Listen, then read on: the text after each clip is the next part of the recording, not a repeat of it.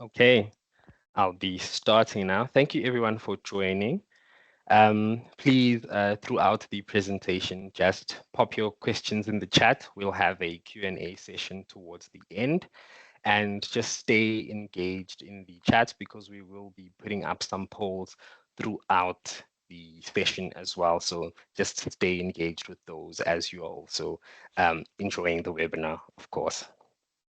Okay. So good day, everyone. I'm Dalukolo Hadebe, and I'm a consultant at Optimum Solutions, and I'll be presenting this Empowering Innovation with Chatbots webinar, a deep dive into practical techniques. But before I get started, I'd just like to speak a bit about who we are. So we are Optimum Solutions, the authorized resellers of MathWorks products in the Southern African region. We are also a team of consultants, and we operate in three main skill sets. These are your artificial intelligence, model operations, and also simulation engineering. We work across the board in different industries. These range from things like telco to banking to mining, the process industries, and also your aerospace solutions. So on the agenda for today, we'll be discussing firstly what chatbots are, what LLMs are, and trying to cover some of those differences. We'll then look at how LLMs actually work, and then I'll discuss some cool industry applications of LLMs. And then I'll tell you about tools that you need to get started, particularly to build these demonstrations that I will be showing. And the demonstrations will cover using LLMs locally, building a RAG pipeline, and then towards the end, we'll discuss a bit about advanced techniques to use when interfacing with LLMs. So first of all, we want to look at what is a chatbot actually. So a chatbot is an interactive software application.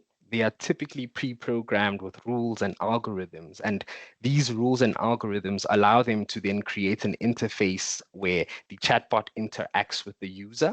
But because of this pre-programming, they are often limited in scope, and so the answers are always consistent with a chatbot. So the entire interaction is scripted. There's often either only a certain range of questions you could ask, and you always get a certain range of answers. And because of the pre-programming as well, they often have a narrow domain. So we term the responses that you'd get from a chatbot as static responses because they do not change even if you adjusted your prompt, which is what you as the user are asking of a chatbot, the response would not change. You'd still get the same response. But of course, chatbots are useful. We see them a lot in your customer service applications where they answer frequently asked questions or provide user guides to users. They also do things like setting up appointments or updating statuses depending on what type of interfaces you are using. But there's a distinction between what a chatbot is and what an LLM is. So an LLM is actually a large language model.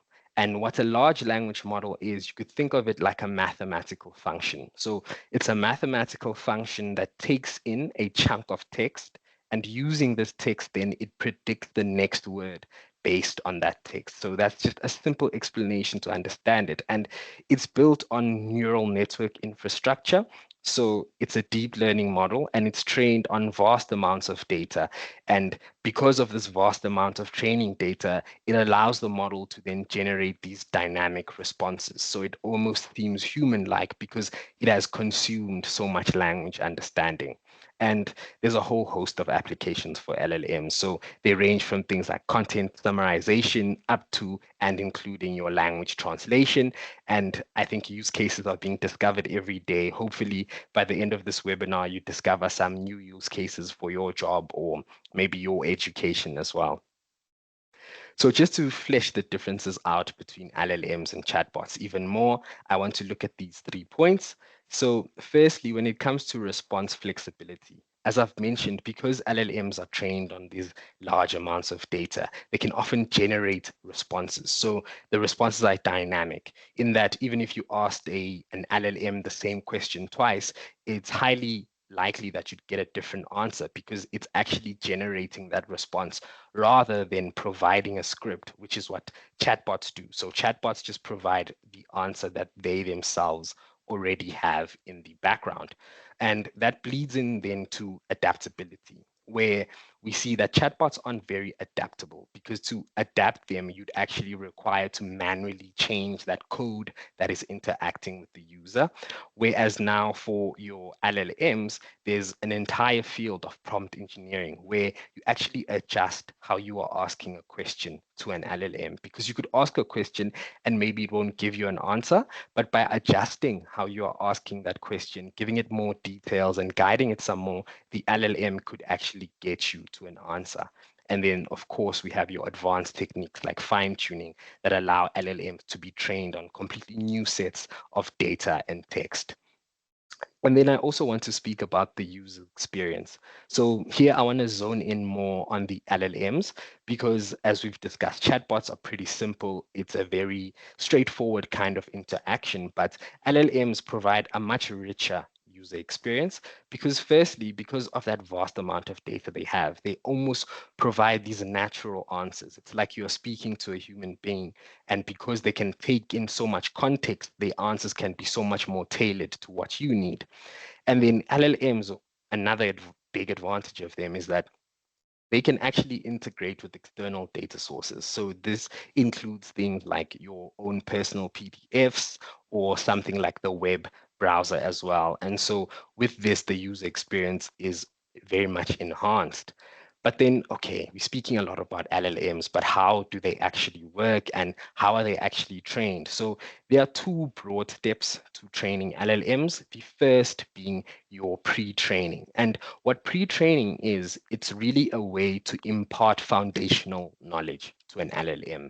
And what foundational knowledge is language and context understanding. So by feeding an LLM a vast amount of data, we are actually able to teach it the nuances of language, what words mean, how they relate to each other, and how the meanings of words changed when they're used in different contexts.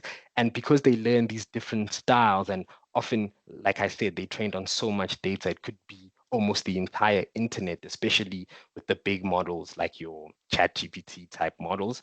They then lend themselves to being very scalable because they have a wide variety of patterns that they've learned and understand. And so a simple way that you could train actually an LLM is depicted in this flow diagram. So LLMs work in a self-supervised or an unsupervised way. So that means they don't have an input output that they are training on, but rather we are just feeding a whole lot of text into it. So for example, this sentence would be fed in as a complete sentence saying Johannesburg is a city in South Africa. And then the LLM would then try to predict the last word in the sentence because it already knows it, but it will keep that isolated somewhere and try to predict if it passes in Johannesburg is a city in, what would the next word be?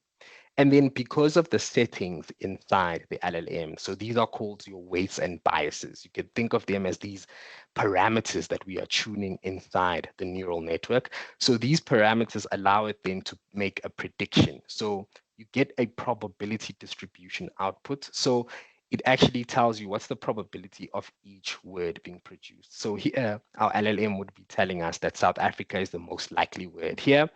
And if it was predicting an incorrect word, that's where now back propagation would come in. And what back propagation is, it would be passing that wrong and correct answer back to the LLM and then tuning those parameters. So those weights and biases I spoke about, you'd adjust those dials and then make the prediction again to try and make your LLM perform better.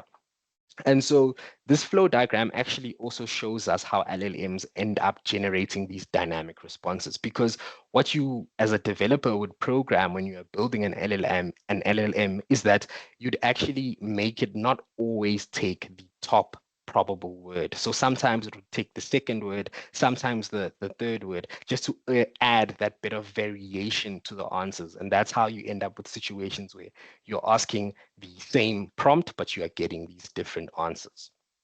But then this is just the first step of training. There's a second step that makes the LLMs more valuable because at this stage, you really just have a good autocomplete. And what the next stage is reinforcement learning with human feedback.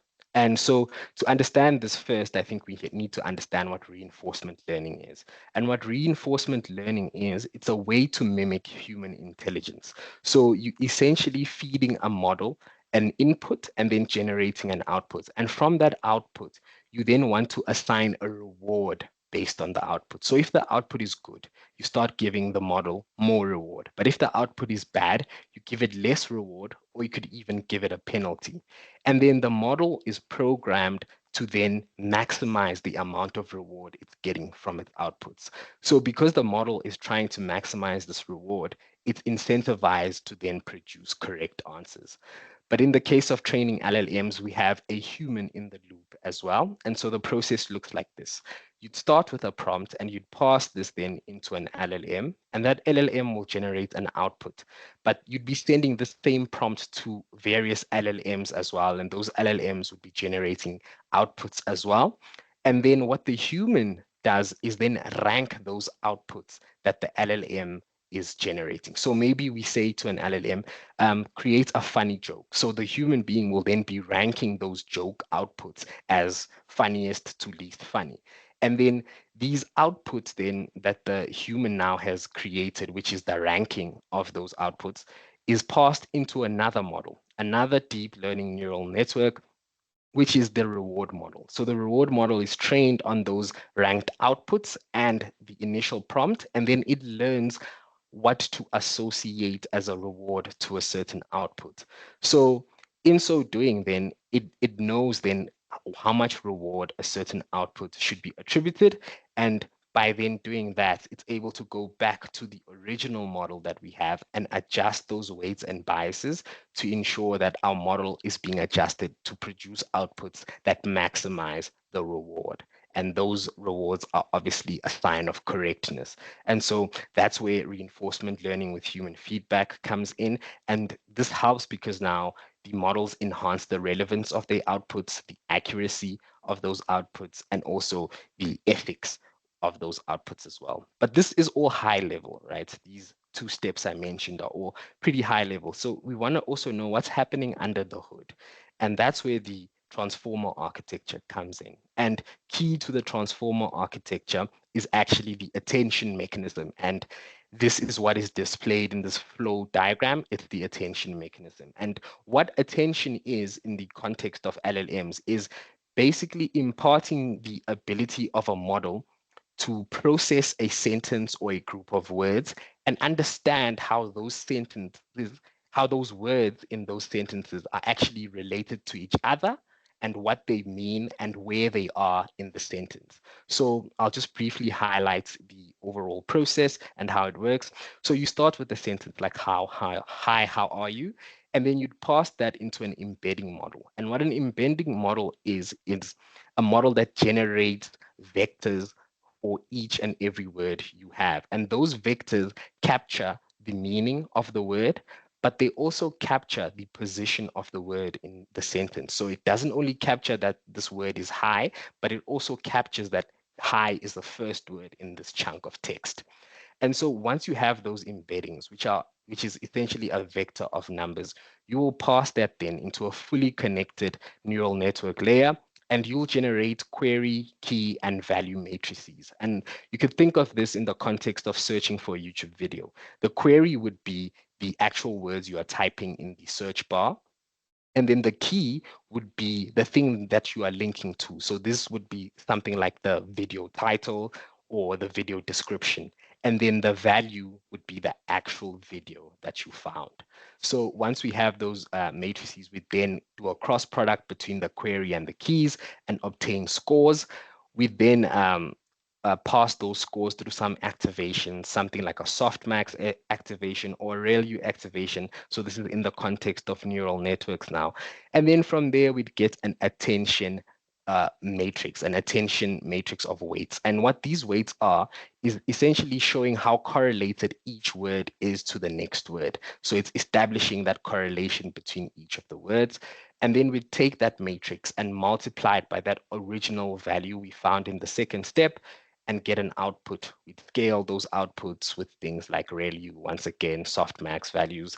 And then the output that we get to that are these vectors now, these embeddings, where we now understand the relationship between the words and also understand what the word itself means and where the word is positioned in the sentence that we have.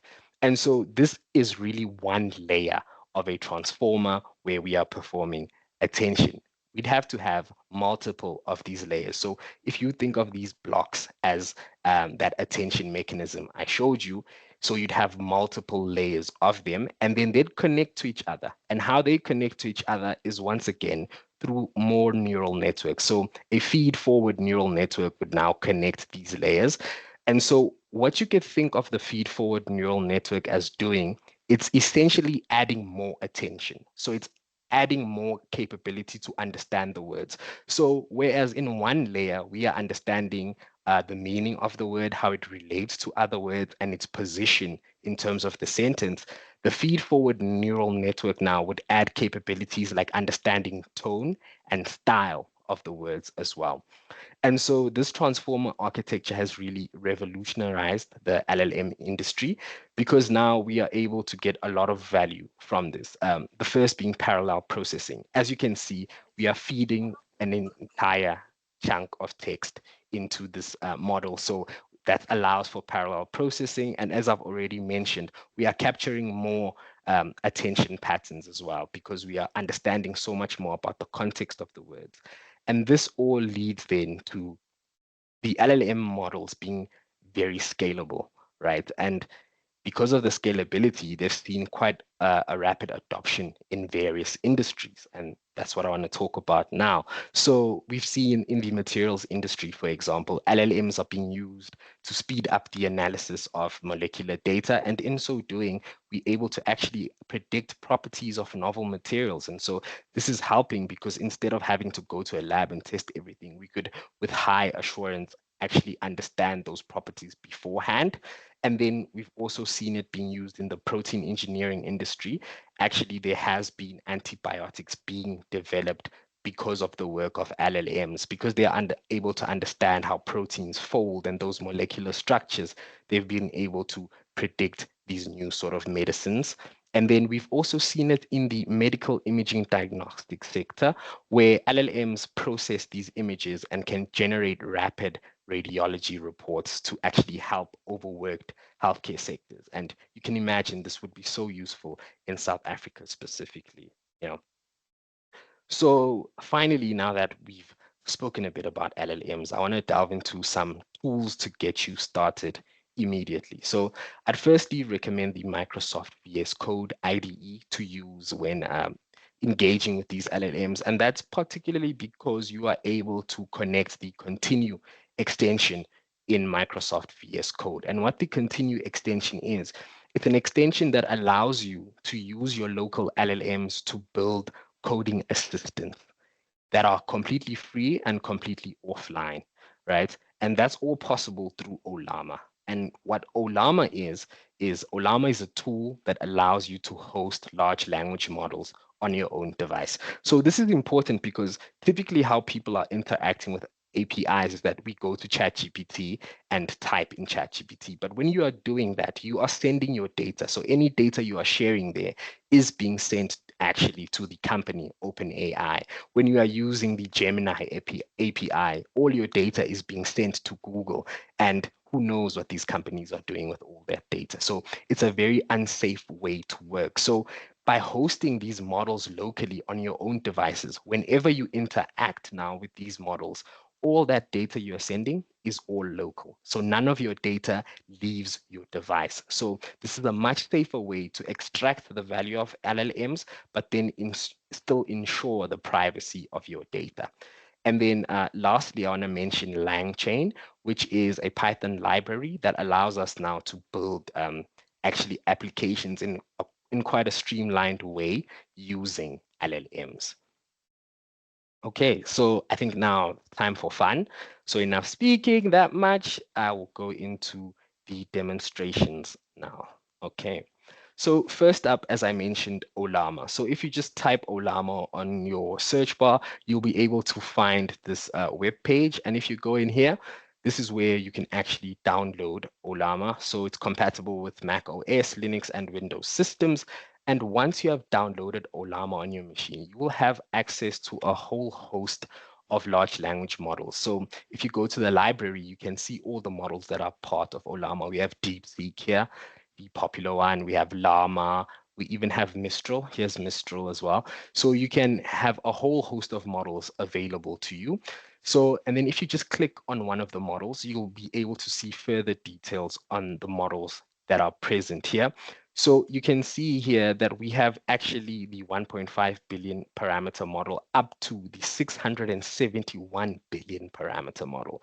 So those parameters are those weights and biases I spoke about. So you can see how big these models can become. And then you can also see the memory usage that would be required to run these models. So you can see the largest one requires like 404 gigabytes, which is quite a lot. So unless you have a device that can do that, you need to opt for the smaller one. So typically I'd opt for the 7 billion parameter one. So the difference with selecting a model size is that the accuracy does somewhat reduce as the models get smaller and smaller. So I opt for the 7 billion parameter. It's about 4.7 gigabytes of memory usage. And I think that's good enough on most laptops. And towards the right here, you'll see the command. So once you've downloaded Ollama to run these models, you can actually just copy these commands into your command window. So I'll show you a bit now how to interact with Ollama and through your command window. So I've already downloaded Ollama, as I've said. So the first thing I want to show is that if I just write Ollama list, spelled it wrong, Ollama list, there we go.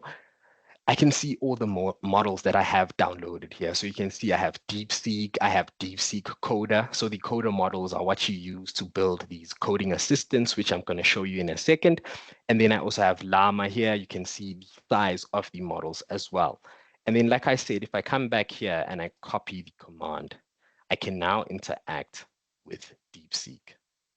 Oh, did I copy it? Maybe I didn't. Okay, let's see. There we go. And then if I just click enter, it's going to take a second and then it's going to ask me to send a message and I'll be able to interact with it. So now this interaction I'll be having with DeepSeek here is entirely offline. So this DeepSeek is already on my local device, which means the company DeepSeek is not getting any of this data, any of these question and answers that I'm having with DeepSeek, because I'm having this on my local device because I've downloaded the large language model locally, and that's only possible through Ollama. Yes. So now you can see it's asking me to send a message. So I'll just ask it, what are you and who made you?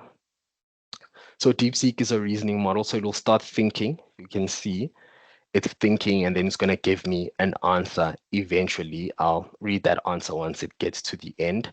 So there are some questions coming up in the chat. I think we are sending some polls, so please do interact in the chat. And if you have any questions thus far, keep popping them in the chat.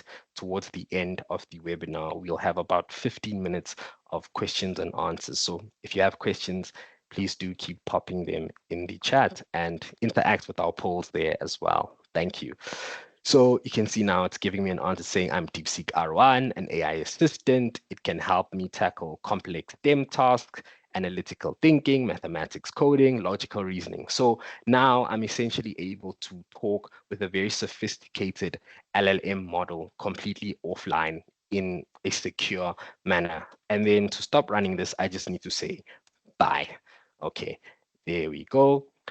But of course, we want to now do something more useful with these models. So now that I have these models on my device, there's things I can do that actually are of value to me as someone in the working world, even as a student or anyone really, you could extract this value. So if you search Ollama Continue, you will find a page from Ollama regarding the Continue Microsoft VS Code extension. So it is an entirely open source AI code assistant in your editor. So this means it's completely free. And then because it's using Ollama, all the models are hosted locally on your device, which means now you can get help with your code and you are not sending your code, you are not sending your data to these big companies or startups that you don't know are doing something shady or something else with your data. So all of this now is being hosted on your device completely. And so I did mention that you need to use the VS Code extension because currently it's just available for VS Code and JetBrains. And then once you have this extension downloaded, you just have to adjust the configuration file and add this script and then select the models that you want to use. So I'm going to show you how this works.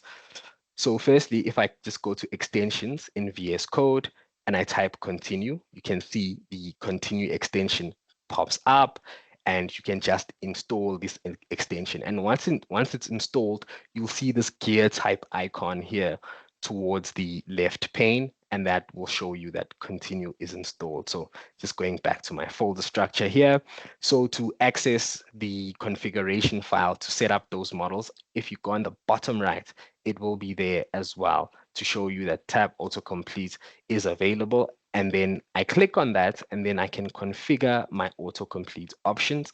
So in my case, I've already pasted all of this and you can see I have it here, that same script I highlighted on the web page. So in my case here, I'm using Olama, right? So I'm saying that the provider is Olama. And then I'm also auto-detecting my models. So you'll see that you have the option of either using it in code with tab autocomplete or using it using this gear icon, which I'll show you.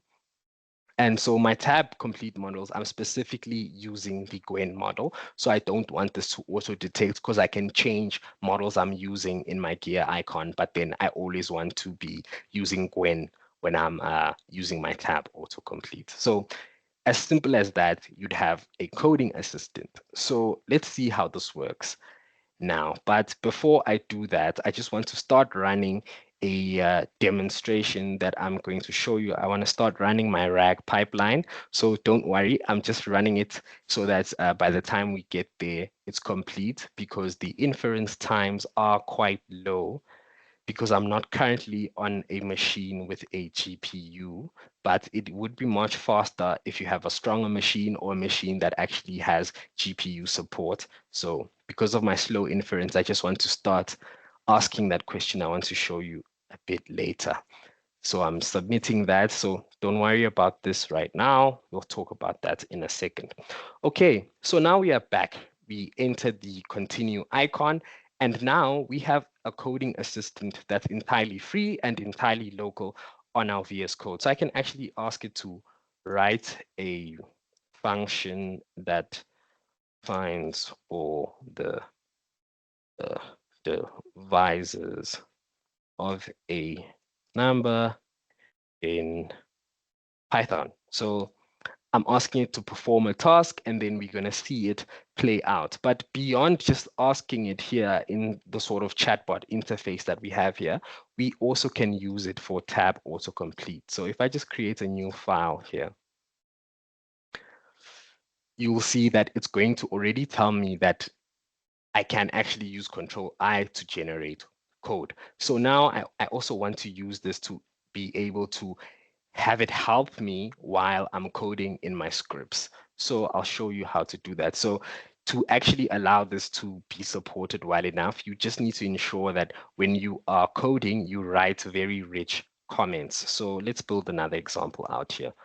So if I tell it to write a function that counts the number of strings and of substrings within a main string, and then I start trying to code out that function. So I'm going to try call it count. The tab autocomplete option should be coming up in a second. My machine's just a little sluggish running all these systems right now, but you should see the tab autocomplete coming up very soon. Let's see. Are the demonstration gods with me today? Count substring.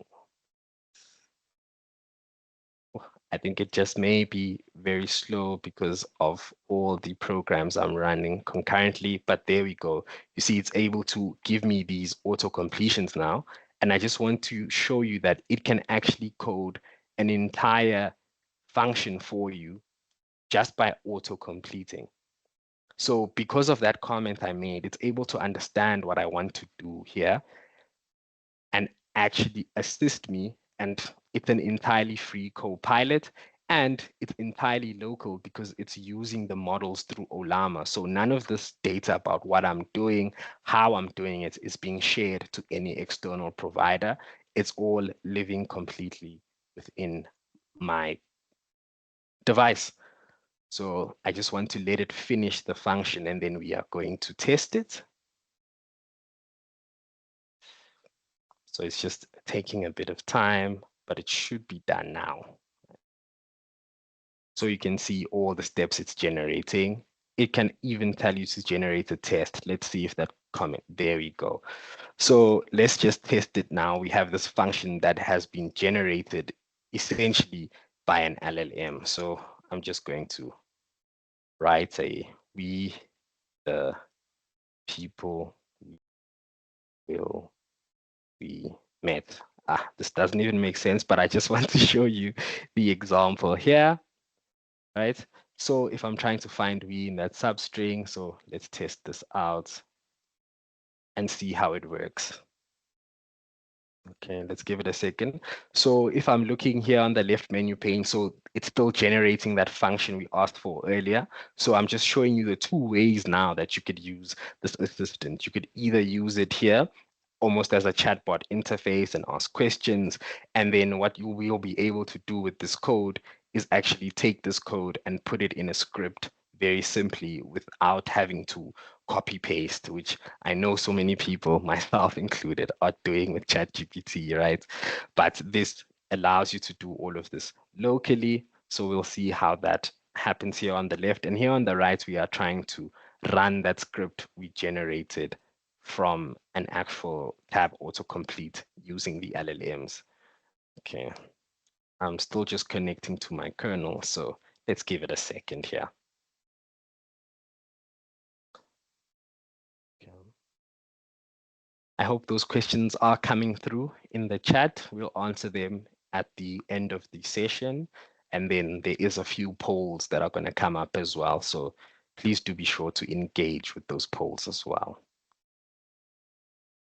Okay, we can see here it's finished on the left. We can see it's finished building the code, but it's just explaining it to me. And I think it's going to generate some examples. And towards the right, our code has ran now. So you see here, it's telling me that we have two we's here. Oh, so it is case sensitive. So it only detected this we and the next one. So we could actually adapt the code as well. So if I just say maybe, so if I just remove the case sensitivity, we'll see that it should be detecting three of them. Let's see, now that I've updated the function. So originally we had the function generated by the LLM, and now let's see if I just updated it. Let's see if it's going to give us three of them. And you can see here the answer is 3. So this is working indeed correctly. And so now that that is working correctly, we're still just waiting for the other function we generated to finish up. But let me just delete this. We've seen that this works. Let's see. So you can see that it generated the function, and then after generating the function, it's now typing up an explanation about how the function works, the decisions it made, and why it made them. So another cool thing I want to show you about this is that I can select. So remember I showed you earlier that I have multiple models. So I could use any of the models that I have here. I could add a model as well from my Olama. So I could use any of them and switch between them to see the effect of different models have on the answers. And I think another thing that I want to mention is that you could actually add context as well. So a big advantage of using this continue extension and considering that it's local is that I could actually feed the entire code base. So if you look here, I have this entire folder, and this folder has everything I've done. So we have that Streamlit RAG application that I built. We have the RAG tutorial, which we are about to go into. We have the documents that I'll be feeding into that RAG system.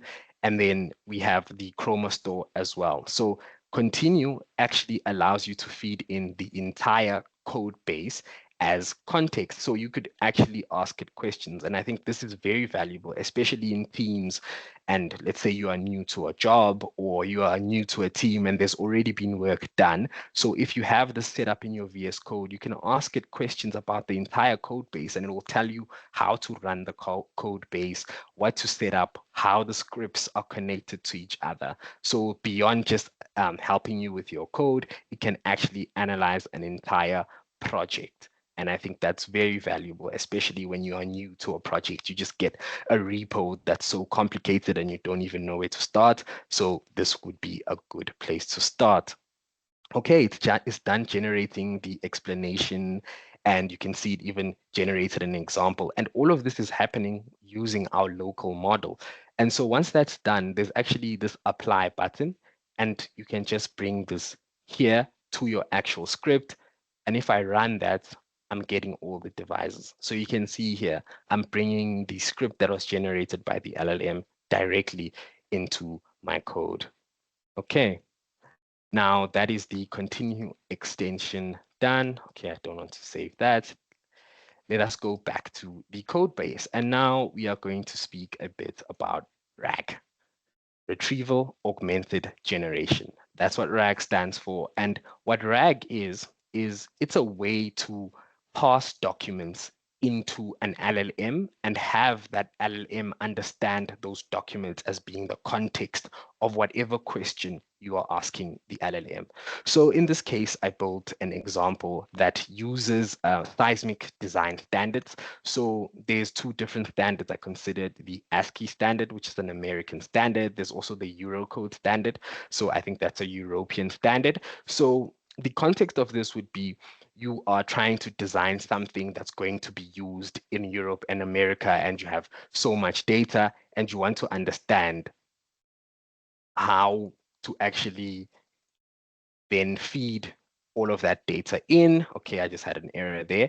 So if you're trying to understand then different documents and bring them all together, because these standard documents can be pretty long, an easy way to understand that would actually to be using RAG.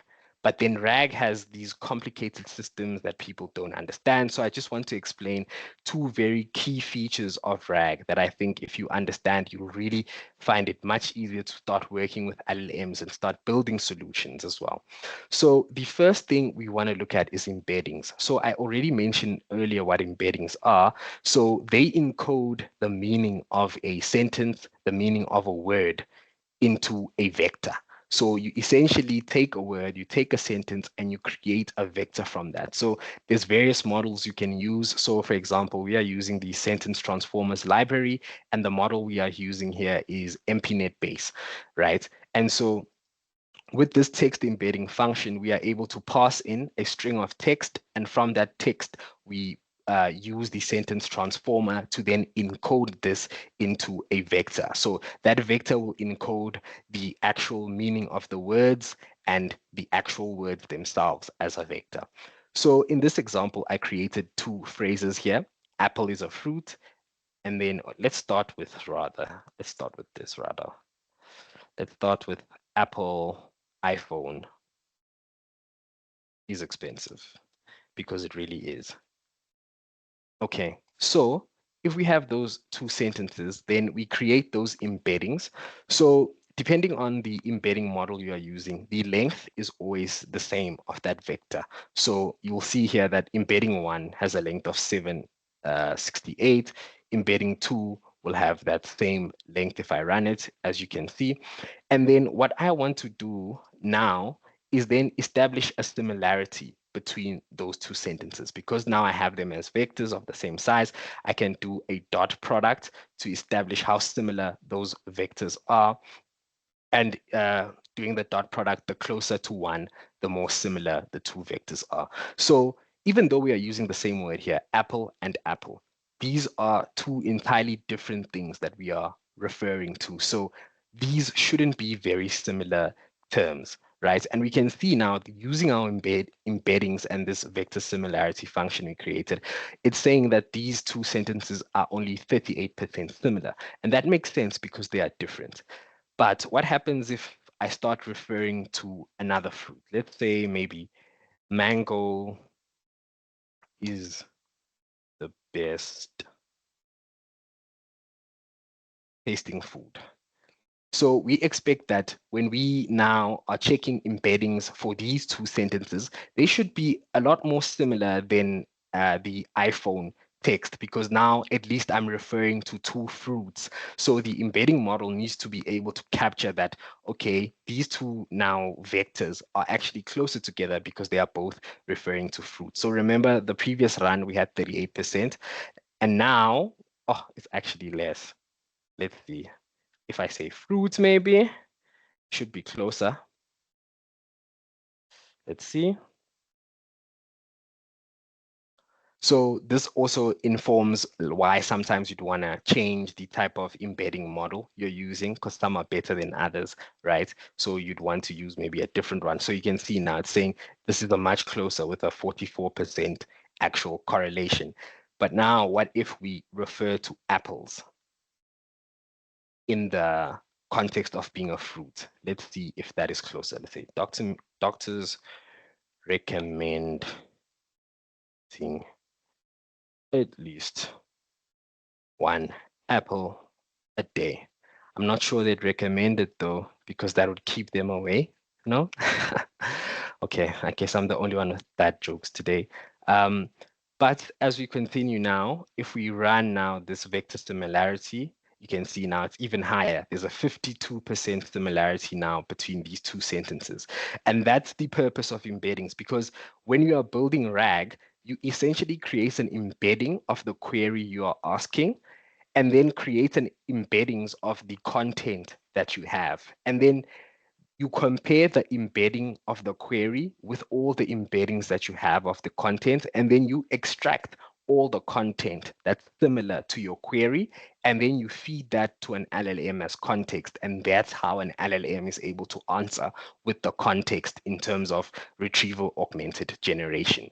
But then to do that, I have to introduce another concept, which is the concept of a vector database or data store, right? And so in this case, we are using the Chroma database. And what the vector databases are is a place where you store all your collections of the embeddings. So you take a document and then you generate embeddings for all the sentences or paragraphs of that document, and then you store this in a vector database. And the advantage of using this vector database is then that these databases also have these embedding models. So every time you pass a query in, it generates embeddings and then compares it with the embeddings that it already has in the system, and then extracts all of the similar chunks of text that you may have. So I just want to build a very simple collection or a very simple vector database. So we see how that works. Okay, so I just created some phrases here. Peter likes to cook every day. John does not vote in any election. Tando is a chef for a living, but she hates cooking. Everyone in the team knows how to sing. So to then instantiate a vector database, you also need IDs for each of the phrases or collections of text that you have. So they're often called chunks. So that's what I had referred to when I'm calling about a chunk. So this sentence is a chunk. So you need these IDs for each chunk. And then you also need the source.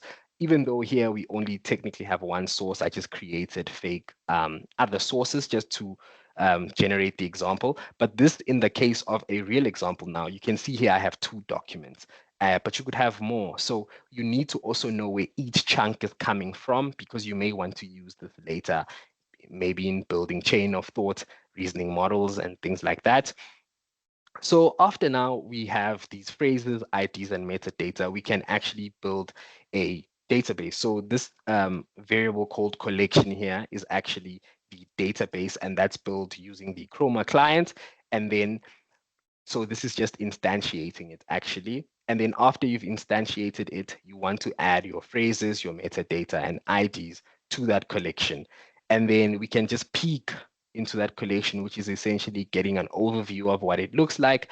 And you can see here, it has a list of lists, which are all the embeddings. So remember, I told you it generates those vectors. And those vectors, like I said earlier, we were using the MPNet model. It had like 768 terms in each of the vectors. But here we didn't specify which embedding model to use. So ChromaDB itself already has an embedding model in it, and it's using the default embedding model. But you'll see now example, we explicitly specify which embedding model we would like to use. So you can see just how that collection looks. And now here's the kicker. So here you can actually query the collection. So if I create a query to that collection and I say, I like making food. So you can see that in our phrases, there's no phrase that's speaking about food, but there's things related to food. Peter, we speak about cooking. That's a relationship to food. And then Tando is a chef, and we also speak about cooking there. That's another relationship to food. So we expect these to be drawn out from the collection when we run that query, because they are similar in a sense, because that would be the context you require if you are passing in such a query. And because of the models we've used, we are able to actually do that. So that actually ran earlier when I was running it. You can see here, it actually extracts both of those terms. Peter likes to cook every day, and that Tando is a chef. So I could also just select, maybe if I want to extract the top one instead, and not both. So then it will be Peter likes to cook. I could pass in a different query now. I wonder who is going to be the president. So I think that has a relationship to voting. So we'd expect that, and you can see John does not vote in any election, because that's the closest related thing in our phrases to the actual term, I wonder who's going to be president.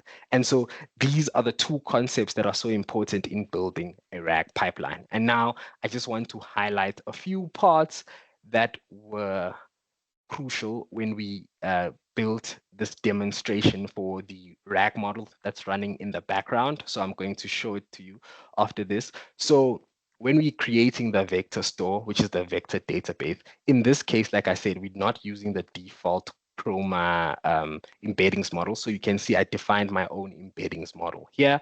And once I've defined that model, I also then need to pass in all the documents. So like I said earlier, these documents on seismic design standards. So I'm passing both those documents in, and then I need to split those documents into chunks. And the reason I'm doing that, so these section of code actually splits those chunks. So you don't want to pass in a whole document and generate an embedding for a whole document. You want to break up your document into smaller chunks.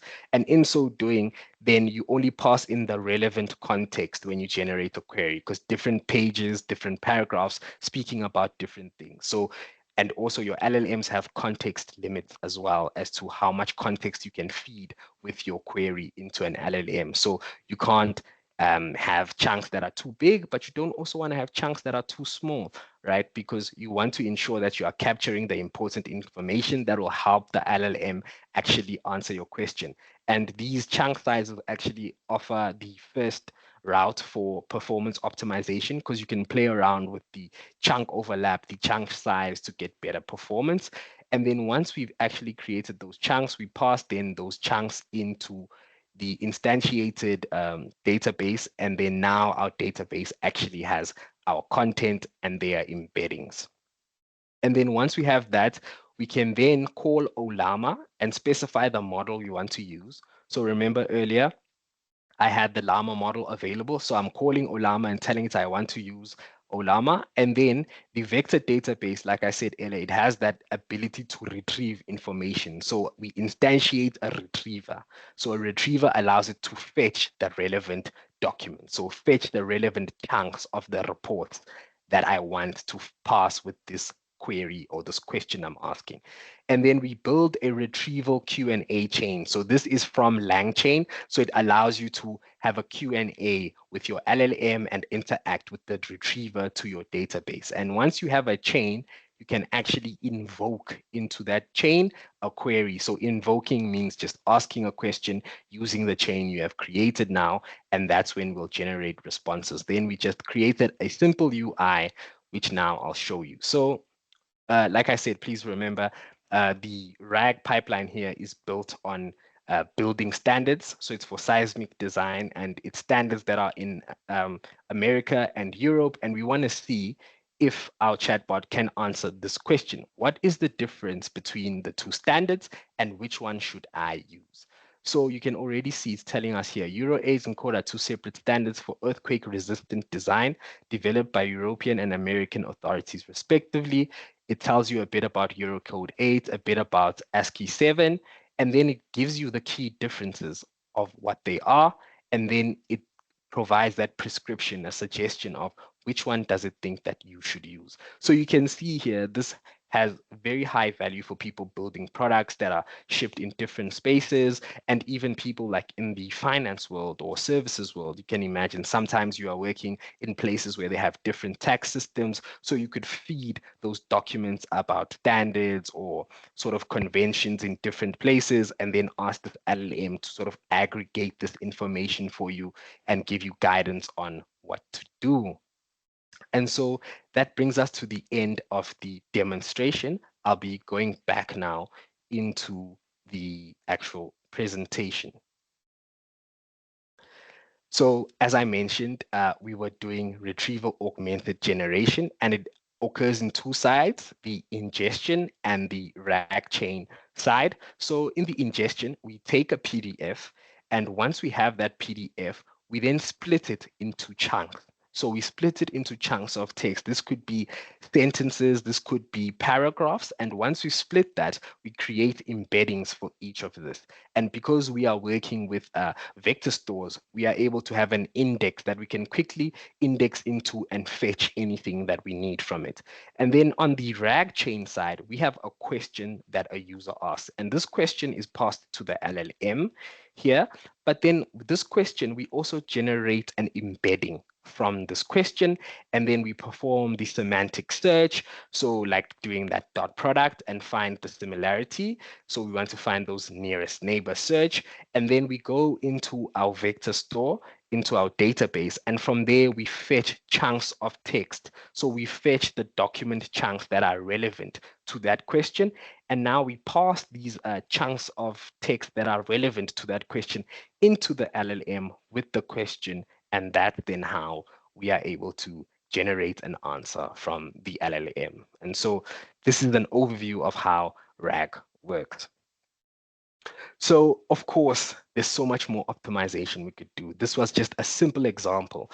And this is where really we also come in as Optimum, because this is where we can provide our expertise to help you build these richer solutions. For example, in RAG, an advanced technique you could use is something like iterative retrieval generation.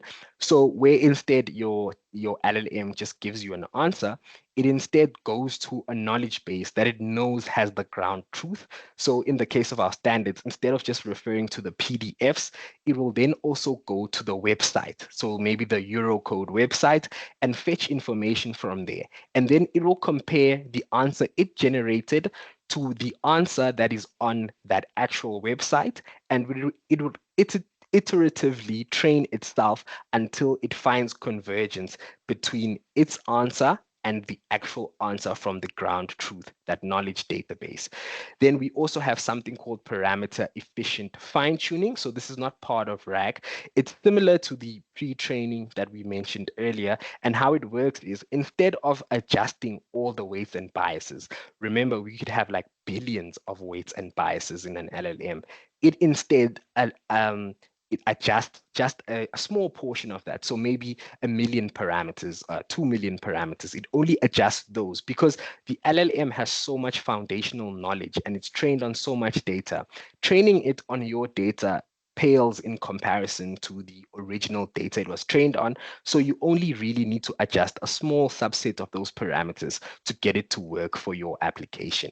And then another thing we could do is long context and memory augmentation. So instead of our RAG just being question and answer, we could allow the RAG pipeline to actually understand the previous question and answers that we generated and also use that as context to the next question we ask. So this allows you to then have follow-up questions. And this is relevant because you can do it on ChatGPT, right?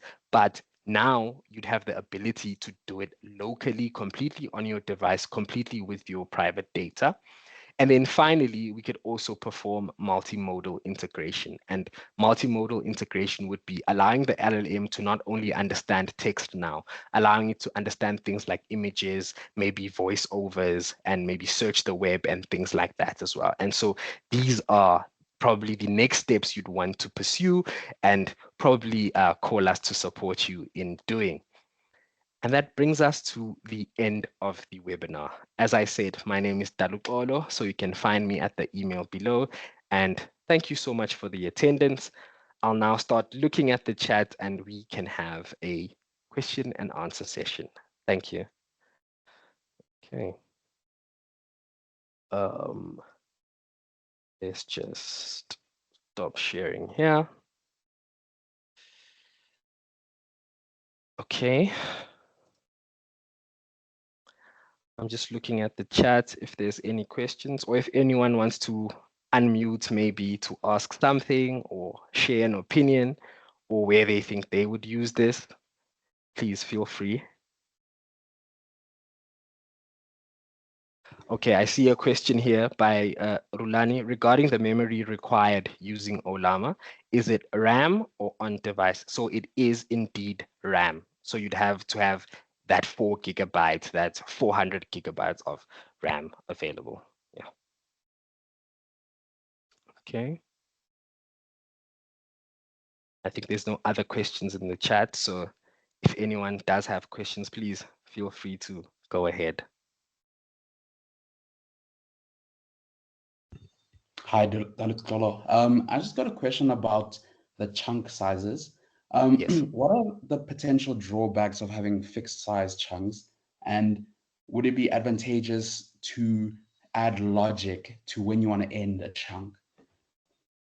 It would be. So that's actually one of the optimizations people do. They have a variable chunk size. So chunk size really also depends on the type of document you have. So let's say you are working with maybe a storybook, like a literature book that maybe we read in like matric or something. That would require a larger chunk size because a story builds up. But if you are working with information that's mainly contained, like say a document about I don't know, using a sort of product, they generally is captured in paragraphs. So you'd want to have a smaller chunk size there, but you are free to play around with the chunk size because that's a source of optimization. So it really depends on the sorts of content that you have. Does that cover your question? Yes, thank you. Great. Johnson Sean is typing. Okay. Hi, Dr. Lolo. Hi. Just asking um, the vector part where you were saying that the vectors using the dot product to see if something is similar or not. Yep. What type of metric do you use to look at the similarities? Like, let's say if it's close, let's say I'm just recording in terms of the dot product. Let's say if 30 degrees and 20 degrees are like very close to each other in terms of the gap, but 60 degrees and 30 degrees is a bit more wider. So Yep. how do you then translate that in terms of correlation in your vector model? Do you have certain arguments that say these things are similar regarding certain criteria that you put upon, Okay. or yeah? Okay, so I only use the dot product as an example just to show how it could work. There's a lot more. So how it actually works is it performs a semantic search. So it's a lot more complicated. So it doesn't actually use angles. I just use the dot product because I think it's a very simple way that anyone with technical knowledge may use to understand the similarity index. So something that's not as complicated, but you could use is something like cosine similarity. So that accounts for that angle difference that you're speaking about. So if you're going to the other side of the quadrants, that the angle is now in reverse, so it would account for that. So the dot product was mainly an example. There's much more sophisticated ways to establish the similarity of those vectors, yeah, like a semantic search. Oh, okay, thank you. Because I actually thought that the model uses a dot product, but No, I get, yeah, understand. Thanks. okay, cool, great. I think I'm just waiting for any comments. Okay, so the question from Sean is in. Any comments on pre-trained model that are strong for scientific documentation, understanding, or engineering, as we don't have much public data? Medical industry or in finance have useful industrial application because their domain is more digital rich in the public space. Okay, so I think some of the models that are strong, that are open source, it would have to be the DeepSeek models. But I think this conversation is one we could also have online. I think it's very interesting. I'd love to find out more about your problem. But of course, if you are considering the best models, there's also the open AI models. But the whole purpose of this webinar was to highlight the capability of working offline and completely off the APIs. So I think one of the best models here would definitely be DeepSeek. And then I think some of the models being developed by Anthropic as well would pique your fancy in this range. I think we'll share a post-webinar Google form. So if you want to actually ask more questions about your specific use case, we could actually speak more about that and try to understand exactly what are you needing. Is that fine, Sean? Yes, sir. Just from Okay. experience of doing a bit of an exercise in my personal capacity with it. Okay, please do reach out. I'd love to find out more about what you're doing and how we could assist you in that for sure. Okay. Thank you very much. Okay, if there are no more questions, I will now adjourn the meeting. Thank you everyone for attending. Enjoy the rest of your day, and I hope you found this valuable, and I hope you are going to download the tools and start building and using these LLM applications yourself. Thank you. Bye.